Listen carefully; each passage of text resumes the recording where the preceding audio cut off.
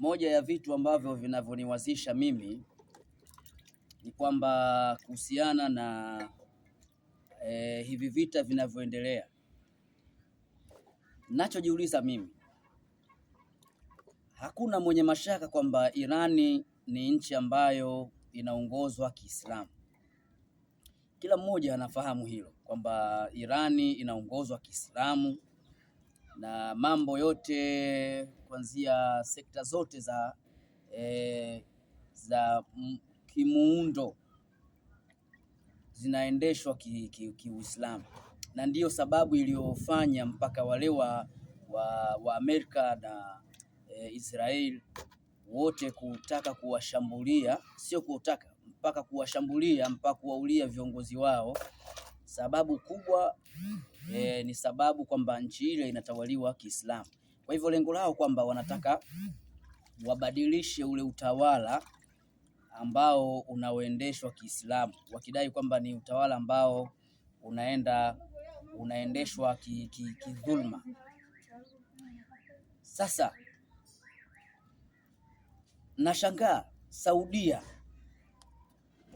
au zile falme, ule umoja wa kifalme wa falme zote zinazoongozwa za bara la Arab, kwa nini wanashindwa kuwasaidia wenzao ambao ni Waislamu, ambao Uislamu katika Qur'ani umehimiza kusaidiana, ambao Uislamu kwa mujibu wa tauhid kwamba lazima Waislamu wapigane kwa ajili ya kuipigania dini, kuifanya dini ya Allah kusonga mbele. Na hawa madhalimu hawa, mabwana wakubwa hawa, wao lengo lao ni kwa ajili ya kushusha Uislamu, si lengo jingine, kama walivyofanya kwa Libya, wakafanya Iraki huku, wakafanya na nchi zinginezo. Lengo ni kwa ajili ya kushusha Uislamu, yaani ile nguvu ya Uislamu inayokuja kwa kasi kupitia Irani, wao wanataka waishushe. Sasa kwa nini Saudi Arabia au Makka wanashindwa kuwasaidia Irani?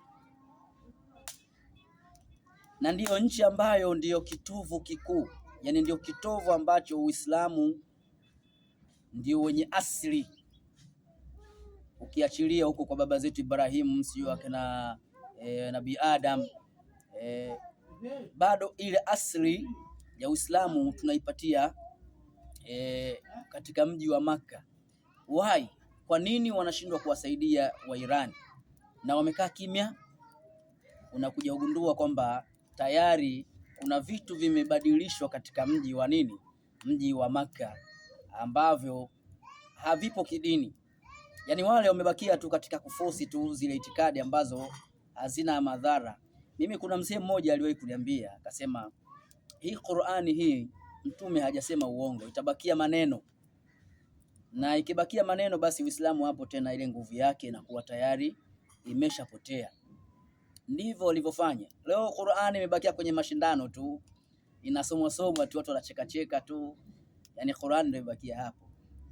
Lakini ule uhalisia kabisa wa Qur'ani kufuatisha kwamba ile kusaidiana, ile Uislamu ule kuwa ile huruma ile ya kuoneana, ule upole, kupendana, yale mapenzi ya baina yetu, kati yetu sisi na sisi kwa wenzetu, mapenzi hayapo. Kwa hivyo Saudia, laiti kama isingekuwa kwamba ile Qur'ani imeshushwa katika mji ule na Mtume sallallahu alaihi wasallam akatumwa katika mji ule, wallahi